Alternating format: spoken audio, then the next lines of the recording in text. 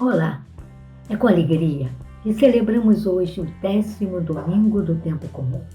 Encontramo-nos em uma caminhada litúrgica que nos leva a encontrar força e fé para nos ajudar nas alegrias e adversidades deste mundo e sermos cristãos autênticos.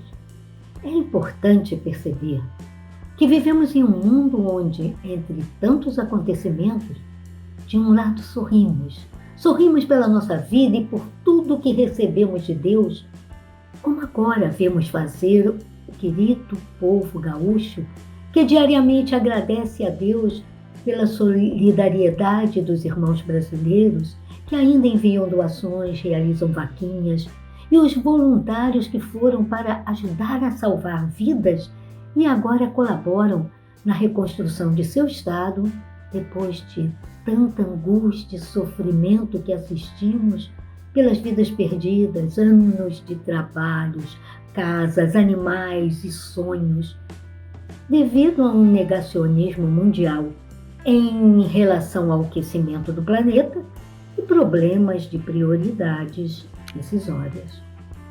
No mundo, entre outros problemas, temos 2 guerras, que ouvimos sobre elas diariamente e até assistimos de nossas casas os bombardeios, percebendo o perigo que representam para a humanidade e o seu absurdo, pelas desproporcionais forças em Gaza, com crianças e mulheres sendo massacradas diante do mundo.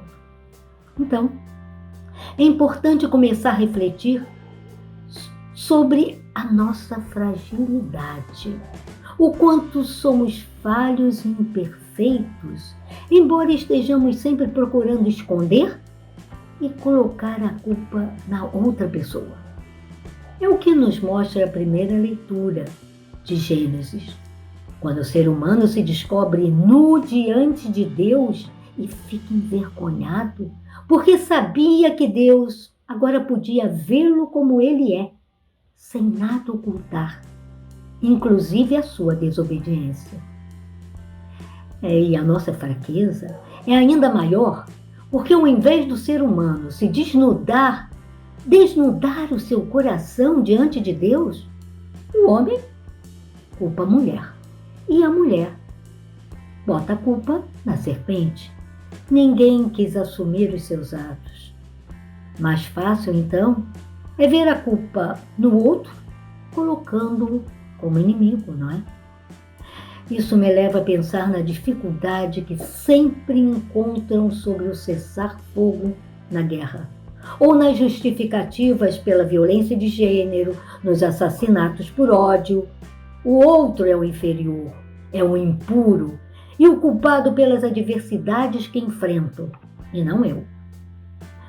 Já no Salmo 130, 129, o salmista pede socorro a Deus. Ele consegue perceber a sua fragilidade e diz: ouve o meu grito pedindo graça. Contigo, Senhor, está o perdão. Minha alma te aguarda. Com Yahvé está o amor e a redenção, resgatando-nos de toda a iniquidade. Sim, se conseguirmos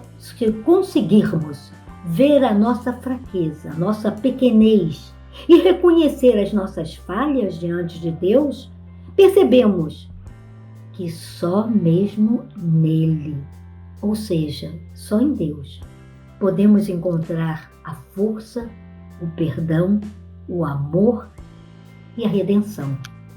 Não podemos viver sozinhos. E na segunda carta aos Coríntios, Paulo nos traz fé e esperança quando diz que aquele que ressuscitou Jesus também nos ressuscitará e ficaremos ao lado dele.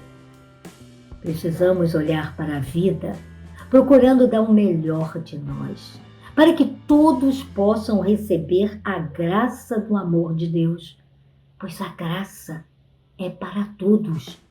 Deus chama a todos nós. E não devemos nos abater diante dos obstáculos. O que é externo é transitório, é finito. O nosso corpo, por exemplo. Mas o que é interno, a nossa alma, o nosso espírito, Ele se renova sempre e é eterno. E por fim, vamos ao Evangelho de Marcos, que nos remete a Jesus no início do seu ministério na Galileia, quando a sua fama já está se espalhando. Jesus volta com os 12 apóstolos para a sua cidade e se encontra em uma casa conversando com eles. Fora da casa, de um lado está uma multidão que quer vê-lo, ouvi-lo e presenciar os seus prodígios e milagres. Pois Jesus lhes traz a esperança de uma nova vida. Como todos nós precisamos, não é? Uma multidão, principalmente de pessoas cansadas da opressão que sofrem, sedentas de dignidade, justiça e amor. Pessoas que só desejam ser acolhidas como gente, como tantos hoje precisam, porque perderam seus filhos, mães, pais, seus pertences, suas casas, precisam de ajuda, estão sem nada. Ou como os grupos de católicos LGBT, as mulheres marginalizadas, os imigrantes, os casais de segunda união e muitos outros que desejam ser acolhidos, respeitados e integrados. Por outro lado, Jesus era contestado por aqueles que não aceitavam o seu comportamento de acolher a todos. Eram os que se achavam perfeitos, melhores que os demais e queriam seguir as leis sem se preocupar com a história de vida de cada um e não estavam abertos a mudanças, como hoje em dia, não é? O Papa Francisco quer fazer mudanças, beneficiando os mais vulneráveis, e quanta gente se opõe, esquecendo-se do Evangelho e colocando que ele está favorecendo o inimigo. Isso já acontecia com Jesus, não é? Pois como para Jesus, em primeiro lugar, estava o bem-estar do ser humano, e ele tinha o desejo de suprir as necessidades de cada um e de todos, com o seu projeto de amor, o seu projeto de serviço à comunidade, alguns doutores da lei o chamavam de demônio, de inimigo. Acolher as pessoas vulneráveis, como Jesus fazia, não estava previsto na lei, pois, ao contrário, estes eram considerados pecadores e endemoniados e podiam contaminar. Mas Jesus diz a este grupo de doutores que de Deus só vem o amor e o bem, e que só o pecado contra o Espírito Santo não tem perdão. Ou seja, quem nega reconhecer o poder do Espírito Santo que atua em Jesus, recusa a conversão e contraria o perdão. Por fim, Marcos nos traz um terceiro grupo, o da sua família.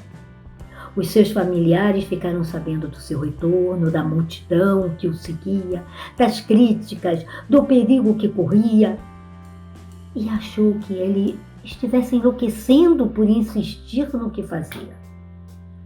A meu ver, é possível sentir e entender o medo de Maria como mãe de Jesus e daqueles que o amavam, pois quando vemos quem amamos se expondo, podendo sofrer, nós queremos colocá-lo dentro de casa e impedir que volte a sair. Mas Jesus, confiante na sua missão, respondeu: minha mãe e meus irmãos são todos aqueles que obedecem a Deus. Assim, todos nós que procuramos obedecer e seguir a Jesus, também fazemos parte da sua família. Ele nos inclui a todos. Como diz o Papa Francisco, todos, sem exceção. Não colocou etnia, religião, gênero, nem orientação sexual. Então eu termino desejando que hoje, ao ouvir essas palavras, possamos perceber as nossas fraquezas, as nossas iniquidades e o quanto sozinhos somos vulneráveis. Mas se abrirmos-nos a Deus e permitir que Ele penetre em nossos corações, poderemos nos abrir ao outro para que tanto a outra pessoa quanto nós venhamos a sentir o infinito e incondicional amor de Deus e viver este amor, acolhendo, respeitando e incluindo a todos. E assim, sermos parte da família de Jesus, aquela que faz a vontade de Deus, que é amar. Obrigada.